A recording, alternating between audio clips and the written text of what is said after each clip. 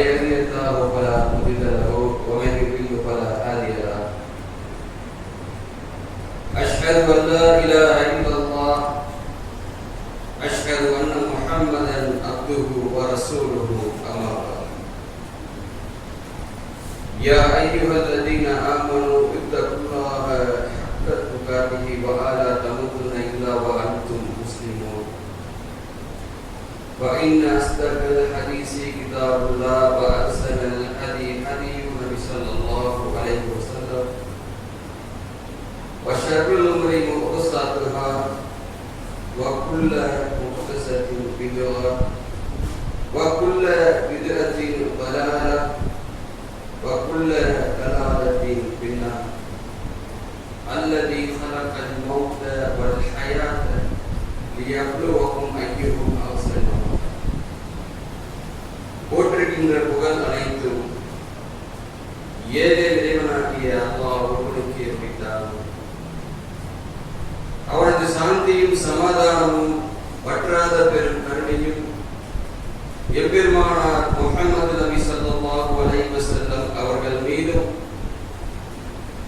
அவர்களுடைய சொல் செயல் அங்கீகாரங்களை பின்பற்றி வாழ்ந்து மறைந்த சத்திய சஹாபாக்கள் மீதும் சஹாபிய பெண்களின் மீதும் குறிப்பாக இந்த ஜும்ஆ நாள் அன்று அதற்குரிய நேரத்தில் அமர்ந்திருக்கக்கூடிய உங்கள் மீதும் என் மீதும் அல்லாஹ்வுடைய சாந்தியும் சமாதானம் வற்றாத பெரும் கருணையும் என்றென்றும் நிலவட்டும். எல்லாம் வல்ல அல்லாஹ்வின் நல்லடியார்களே, மனிதர்களாக வாழக்கூடிய நாம், குறிப்பாக முஸ்லிம்களாக வாழ்ந்து கொண்டிருக்கக்கூடிய நாம், நம்மிடத்திலே அதிகமான பணிகள் இருப்பதை பார்க்கின்றோம். ஒவ்வொரு பணிகளும் ஒவ்வொரு தேவையை மையப்படுத்தி செய்யக்கூடிய பணிகளாக இருப்பதை பார்க்கிறோம். தன்னுடைய மகனுக்கு ஏதேனும் தேவை என்று சொன்னால் அதற்குண்டான பணிகளை செய்து வருகின்றோம். தன்னுடைய மனைவிக்கு ஏதேனும் ஒரு தேவை இருக்கின்றது என்று சொன்னால் அதற்குண்டான உழைப்புகளையும் பணிகளும் செய்து கொண்டு வருகின்றோம். அல்லது இந்த அற்பமான துனியாவில் நிரந்தரமாக இருக்கக்கூடிய வீடு என்று நினைத்துக் கொண்டு அந்த வீட்டை கட்டுவதற்கும் கூட நம்முடைய பணிகள் இருப்பதை பார்க்கிறோம். ஆனால் இந்த பணிகளை எல்லாம் விட இம்மையிலும் மறுமையிலும் வெற்றியை பெற்றுத் தரக்கூடிய பணிகளை நபிகள் பெருமானார் ஸல்லல்லாஹு அலைஹி வஸல்லம் அவர்கள் சொல்லி காண்பித்தார்கள்.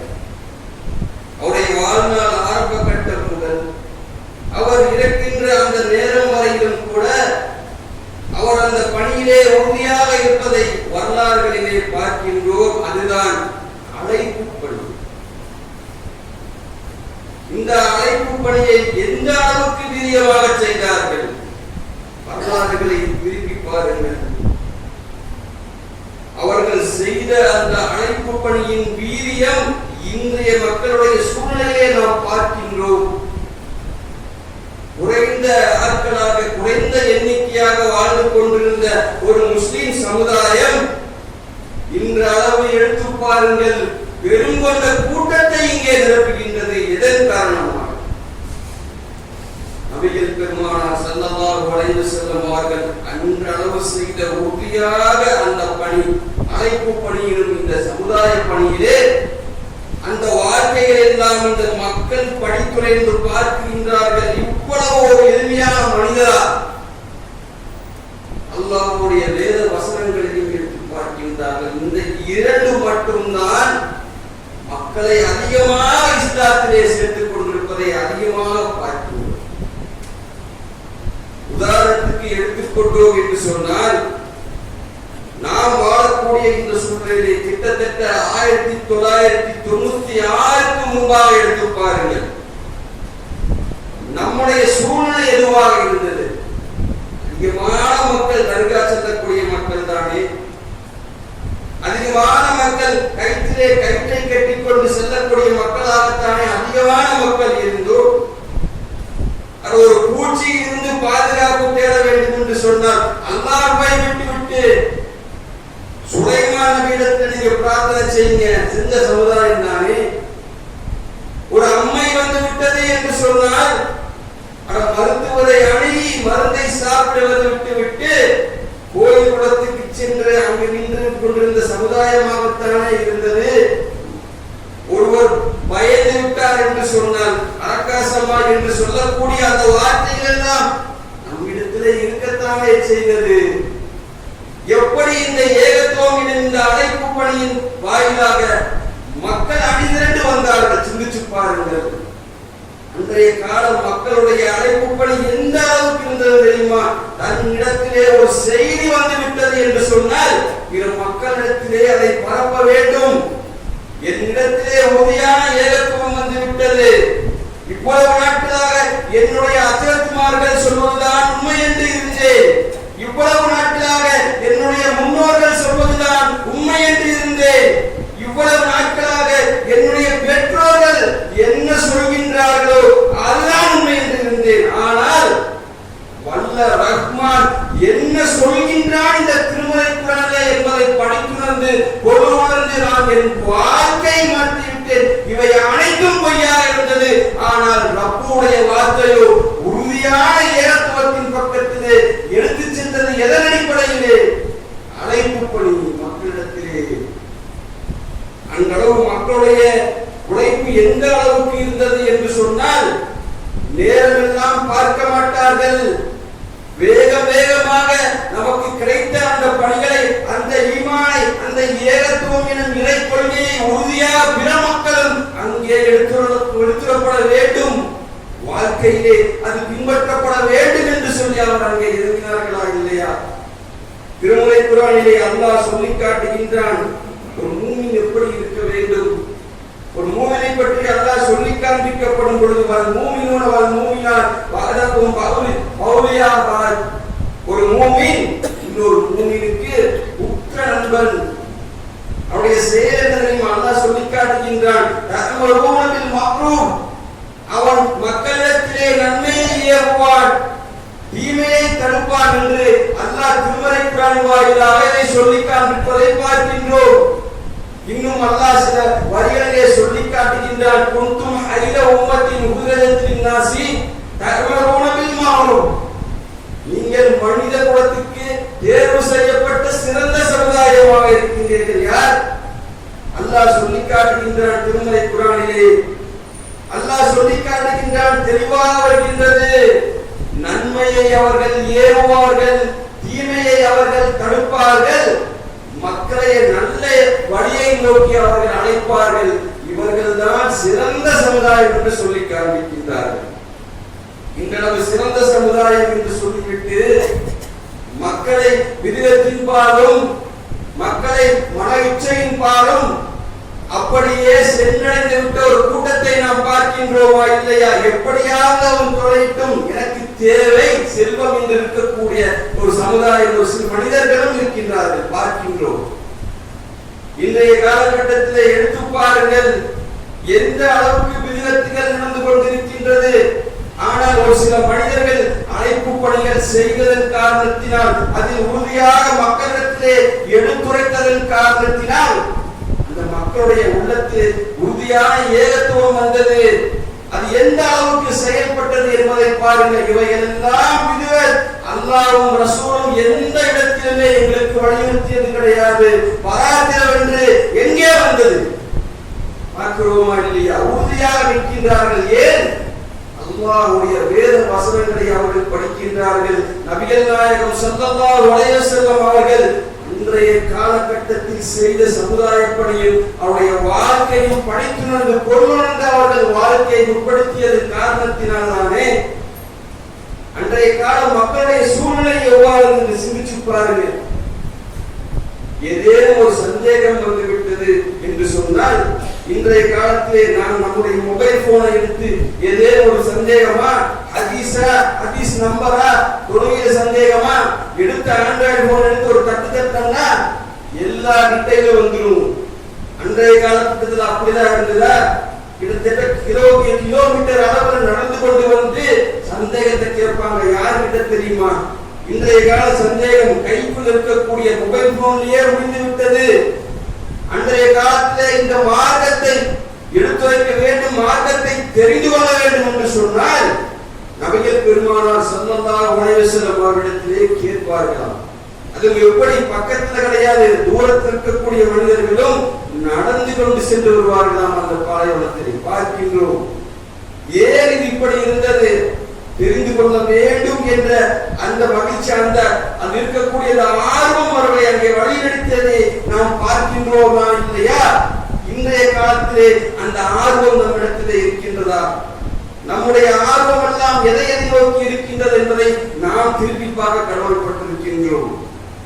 நம்முடைய ஆர்வம் எதில் இருக்கின்றது தெரியுமா?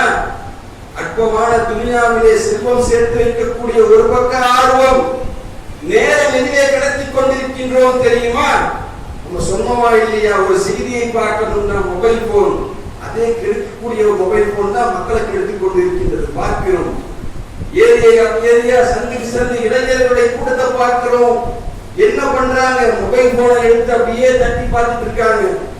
ரீல்ஸ் பார்க்கறது கிட்டத்தட்ட 1 மணி நேரம் ஒரு நாள். என்ன பார்க்கிறோம், எதுக்கு பார்க்கிறோம்? எதுவும் கிடையாது, எந்த ஒரு யூஸும் கிடையாது. அதே இடத்துல உட்கார்ந்து கொண்டு நேரத்தை ஓட்டிக் கொண்டிருக்கின்றார்கள். ஆனால் அன்றைய கால சூழ்நிலை எடுத்து பாருங்கள். நமது காலக்கும் ரசூலுல்லாஹி உஸ்வத்துல் ஹஸனா லிமன் கான யஜுல்லாஹு வல் யௌமல் ஆகிர். அவருடைய வாழ்க்கை எப்படி இருந்தது? ஒவ்வொரு இடத்திலும் போய் அல்லாஹ்வை வணங்குங்கள், நான் தான் உங்களுடைய நபி என்று சொல்லும் பொழுது, ஆமாப்பா அல்லாஹ்வை நாங்கள் வணங்குறோம், உங்கதான் நபியின் நம்புறோம் சொல்லி எல்லாரும் வந்து நின்றாங்களா? சொல்லக்கூடிய அனைத்து இடத்திலும் எதிர்ப்புகள் இருந்தது. எந்த அளவுக்கு எதிர்ப்புகள் இருந்தது சிந்திச்சு பாருங்கள். அவர்கள் மனம் வேறுகின்ற அளவுக்கு அவர்கள் தவறான வார்த்தைகளை உபயோகித்தார்கள். இவர்கள் ஒரு தெளிவான பைத்தியக்காரர் என்று சொன்னாங்க, ஒரு தெளிவான சூனியக்காரர் என்று சொன்னாங்க. கற்களை எடுத்துக்கொண்டு அடிக்கின்ற அளவுக்கு அந்த அளவு காலகட்டம் இருந்ததை பார்க்கின்றோம். இன்றைய காலகட்டம் அப்படியா நம்மகிட்ட இருக்கின்றது? ஒரு தாவாவை பண்ணணும்னு சொன்னோம்னா சிம்பிளான வேலை நம்ம நிறைய பார்க்கிறோம். ஒரு ஹதீஸை நம்ம பார்க்கிறோம், அதாவது இந்த அளவுக்கு ஒரு அழகான ஹதீஸா இவ்வளவு நாள் எனக்கு தெரியாம இருந்தது இன்றைய காலகட்டத்தில் வந்துருச்சு. என்னுடைய நண்பருக்கு நான் ஷேர் பண்றேன், என்னுடைய உறவினருக்கு நான் ஷேர் பண்ணுகின்றேன், அவர்கள் அதை தெரிந்து கொள்ளவில்லை என்று எத்தனை பேரிடத்தில் இந்த ஆர்வம் இருக்கின்றது? எத்தனை பேர் எண்ணக்கூடிய அளவு கூட நிறைய இளைஞர்கள் இல்லை என்பதை நாம் அதிகமாக இடத்திலே பார்க்கின்ற ஒரு சமுதாயமாகத்தான் இருந்து கொண்டிருக்கின்றோம். நபிகள் நாயகம் ஸல்லல்லாஹு அலைஹி வஸல்லம் இவருடைய சமுதாயத்தை பற்றி அல்லாஹ் சொல்லி காட்டுகின்றான். குன்தும் ஹைர உம்மத்தின் உஹ்ரிஜத் லின்னாஸி தஅமருன பில் மஃரூஃப். நன்மையை ஏவுவார்கள், தீமையை தடுப்பார்கள், நல்வழியிலே மக்களை அழைப்பார்கள். இவர்கள் சிறந்த சமுதாயங்கள்.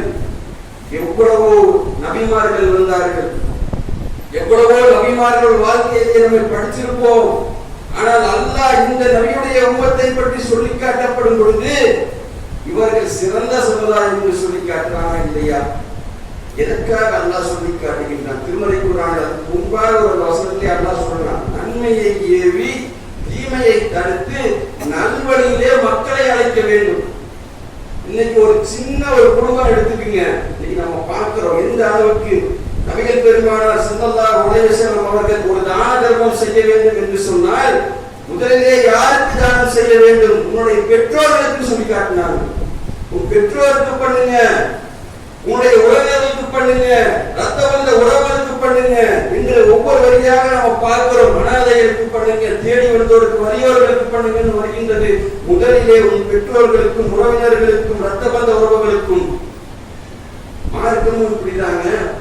நம்மிடத்திலே மார்க்கம் இருக்கின்றது என்று சொன்னால் நம்முடைய பிள்ளைகளிடத்தில் சொல்லணும், நம்முடைய பெற்றோர்களிடத்தில் சொல்லணும், நம்முடைய ரத்தம் வந்த உறவினத்திலே சொல்லணும். இவைகளெல்லாம் முட்டு போட்டு இவர்களுடைய நிலைமை எப்படி போய் கொண்டிருக்கின்றது தெரியுமா? இவர்களெல்லாம் அப்படியே தவறான வழியிலே சென்று கொண்டிருக்கின்றார்கள். தன்னுடைய பிள்ளைக்கு கூட எடுத்து சொல்லாமல் ஓடுகின்ற தகப்பன்மார்கள் எத்தனை பேர் பார்க்கின்றோமா இல்லையா? மகனை அழைத்து உட்கார்ந்து ஒரு 1/2 மணி நேரம் உட்கார்ந்து எதுக்கெல்லாமோ பேசுகின்றோம். நபிகளாருடைய வாழ்க்கையையும் அல்லாஹ்வுடைய வார்த்தைகளையும் எவ்வளவோ பேசக்கூடியது இருக்கின்றது. எத்தனை பேர் பேசுகின்றோம்? பேசுறோமா? ஒவ்வொருத்தரும் சிந்திச்சு பார்க்கணும், ஒவ்வொரு தந்தைகளும் சிந்திச்சு பார்க்கணும். நம்ம கடமைப்பட்டிருக்கோங்க. அல்லாஹ் சொல்லி காட்டுகின்றான், ஒவ்வொருவரும் பொறுப்பாளிகள். பிள்ளைக்கு பொறுப்பாளி, மனைவி கணவனுடைய வீட்டாருக்கு பொறுப்பாளி என்று ஒவ்வொரு பொறுப்பையும் குறித்து அல்லாஹ் நாளை விசாரிக்கப்படும் சொல்லிட்டு என்ன சொல்ல போறீங்க? அற்பமான துனியாவிலே எப்படியெல்லாம் செல்வத்தை சேகரிக்கலாம், இந்த அற்பமான துனியாவிலே எப்படியெல்லாம் வீடு கட்டலாம், உழைக்கிறதுக்கு வழி. சில பேர் பார்க்கிறோம், மார்க்கத்தை மக்களிடத்திலே உறுதியாக எடுத்துரைப்பவர்களை பார்த்து சொல்லுகின்றார்கள், வேற வழியே இல்லையா, வேற வேலையே இல்லையா, காது கூடாத கேட்கின்றோம். பிழைக்கிற வழியை விட்டு போட்டு இதெல்லாமா பண்ணிட்டு இருக்காங்க. பிழைக்கிற வழி, மார்க்கத்தை உன் மகனிடத்திலே மறைத்து விட்டு, அல்லாஹ்வுடைய வார்த்தைகளை மறைத்து விட்டு, நபிகள் பெருமானார் ஸல்லல்லாஹு அலைஹி வஸல்லம் போதனையை மறைத்து விட்டு, கபருக்குடியிலே கடுமையான வேதனை தரக்கூடியதை உன் மகனுக்கு எடுத்துரைக்கின்றாயே, அது நல்ல வழியா? அல்லது நாளை மறுமை நாளிலே சொர்க்கத்துக்கு அழைத்து செல்லக்கூடிய அனைத்து நல்லறங்களும் உபதேசங்களும் நல்வழியா? சிந்திச்சு பாருங்கள். இங்க இறந்துவிட்டேன்னு சொன்னோம்னா உங்களுடைய மகனுடைய நிலைமை எப்படி தெரியுமா இருக்கும்? செல்வத்தை நோக்கி தான் ஓடிக்கொண்டே இருப்பான். இதுவெல்லாம் அழைப்பு பணி. மகனை அழைத்து பக்கத்துல அமர உட்கார வச்சுட்டு ஒவ்வொரு நாளும் நம்ம கேட்கணும், என்ன பண்ண, என்ன விஷயம், என்ன ஏதுன்னு கேட்டு ஒரு தவறு இருந்ததுன்னா அந்த தவறை எடுத்துரைத்து இப்படி பண்ணக்கூடாது, இப்படி இருக்கணும், இதெல்லாம் நபிகள் பெருமானார் ஸல்லல்லாஹு அலைஹி வஸல்லம் காட்டி தந்திருக்கின்றார்கள். எத்தனை பேர் இதை ஃபாலோ பண்ற சிந்திச்சு பாருங்க. நபிகள் பெருமானார் ஸல்லல்லாஹு அலைஹி வஸல்லம் காலத்திலே ஒரு நபரை பற்றி சொல்லுகின்றார்கள். அந்த நபரை பார்க்கும் பொழுது எந்த அளவுடைய வாழ்க்கை அமைச்சிருக்கான்னு பாருங்க. முஸப் இப்னு உமைர் ரலியல்லாஹு அன்ஹுடைய வாழ்க்கையை எடுத்துக்கொள்ளுங்கள். உன் காலகட்டத்திலே இந்த முஸப் இப்னு உமைர் ரலியல்லாஹு அன்ஹுடைய வாழ்க்கையை பற்றி சிந்திச்சு பார்த்தோம்னு சொன்னோம்னா, உயர்ந்த குலமாக இருக்கக்கூடிய குறைசி குலத்திலே பிறந்தவர்கள். குறைசி குலத்திலே மிக ஆடம்பர செல்வந்தராக அவர்கள் இருந்தார்கள். ஒருமுறை முஹம்மது நபி ஸல்லல்லாஹு அலைஹி வஸல்லம் அங்கே ஏகத்துவ பிரச்சாரத்தை எடுத்துரைக்கப்பட்டிருக்கும் பொழுது தன்னுடைய தாயார் அவரை அழைக்கின்றார்கள், முஸப் இப்னு உமைரே, ஜவா, ஏதோ முஹம்மது என்று யாரோ வந்திருக்காராம், அல்லாஹ்வை தான் வணங்க வேண்டும் என்று சொல்கின்றாராம், நாம் வணங்கக்கூடிய இந்த லாத்து ஹுஸா மானது போன்றவைகள் எல்லாம் வணங்கக்கூடாதுன்னு சொல்றாங்களாம், நீங்க போய் கேட்டு வாங்க அப்படின்னு சொல்றாங்க. இந்த முஸப் இப்னு உமைர் ரலியல்லாஹு அன்ஹு அவர்கள் போய் கேட்கிறாங்க. கேட்கக்கூடிய அந்த நேரத்தில் அல்லாஹ்வுடைய தூதர் தூய்மையான மார்க்கத்தை அவர்களிடத்திலே எடுத்துரைக்கின்றார்கள். அல்லாஹ்வுடைய வார்த்தைக்கு ஏதேனும் மறுபேச்சு உண்டா? உறுதியான மார்க்கம், எந்த கேள்விகளும் கிடையாது. ஆம், அப்படித்தான், இதுதான் மார்க்கம் என்று உறுதியாக நம்பக்கூடிய மார்க்கம் என்று சொல்றாங்க. அல்லாஹ்வுடைய மார்க்கம் எடுத்துரைக்கப்படுகின்றது. எடுத்துரைத்த உடனே அவர்கள் சொல்லி காண்பிக்கின்றார்கள், லா இலாஹா இல்லல்லாஹ் முஹம்மது ரசூலுல்லாஹ். இவ்வளவு நாட்கள் நான் தெளிவான வழிகளிலே இருந்தேன், இன்று தெளிவாக இருக்கிறேன். அவருடைய வாழ்க்கை எந்த அளவுக்கு இருந்தது தெரியுமா? அவர் வீட்டுக்குள்ள வராங்க, தன்னுடைய அன்னைக்கு தெரியாமல் வீட்டுக்குள்ளே தொழுது கொண்டிருக்கின்றார்கள், அல்லாஹ்வுக்கு நன்றி செலுத்திக் கொண்டிருக்கின்றார்கள். அங்கே வேலை செய்யக்கூடிய வேலையாளி பெண்மணி அவர்களை பார்த்து விடுகின்றார்கள். அந்த அன்னையிடத்துல போய் சொல்லி காட்டுறாங்க, இதை போன்ற உங்கள் மகன் அல்லாஹ்வை வணங்கலை போன்றான செயல்களை செய்து கொண்டிருக்கின்றானே, நீங்கள் அதை கவனிக்கலாமே. அந்த அன்னை கூப்பிடுறாங்க, முஸப்பே இங்க வா, கூப்பிட்டு சொல்றாங்க, இதோ இந்த முஹம்மது கொண்டு வந்த இந்த மார்க்கம் இதுதான் உனக்கு முக்கியம் என்று சொன்னால் இந்த வீட்டிலே உனக்கு இடம் கிடையாது, கிளம்பி விடு. அல்லது நாம் இங்கே ஃபாலோ பண்ணிட்டு இருக்கோம்ல இல்லையா, லாத்து உஸா மானாது போன்றவைகள் எல்லாம் இதுதான் முக்கியம் என்பதை அறிந்தால் உனக்கு வீட்டில் இடம் கிடைக்குது சொல்றாங்க. லா இலாஹா இல்லல்லாஹ் முஹம்மது ரசூலுல்லாஹ். எந்த பேச்சும் கிடையாது. மறுகணம் வீட்டுக்குள்ளே போகிறாங்க. அஜீஸ் பின் உமைர் எனக்கூடிய அவருடைய சகோதரரை அவர் தாய் அழைக்கின்றார், இதை போன்றாக உன்னுடைய சகோதரர் செய்து கொண்டிருக்கின்றார். வீட்டுக்குள்ளே வருகின்றார்கள் அஜீஸ் பின் உமைர். அவர் வரக்கூடிய வேளையிலே கடுகடுத்த கோபத்துடன் வந்து முஸப் இப்னு உமைரை அந்த அளவுக்கு கொடூரமாக தாக்குகின்றார்கள். அடி உதை அப்படி விழுகுது. என்ன வேணாலும் பண்ணிட்டு போ, லா இலாஹா இல்லல்லாஹ் முஹம்மது ரசூலுல்லாஹ். ஏன் அல்லாஹ்வுடைய தூதர் அவரிடத்திலே பண்ண அழைப்பு பணி எனும் அந்த பணி, அவர் சொன்ன வார்த்தைகள் உறுதியாக அந்த மனதிலே படித்ததன் காரணத்தினால் அவர் வாயிலிருந்து வந்தது லா இலாஹா இல்லல்லாஹ், அல்லாஹ்வை தான் நான் வணங்குவேன். அவர்களும் வீட்டை விட்டு வெளியே தோற்ற அளவுக்கு அவர் அடிக்கிறாங்க.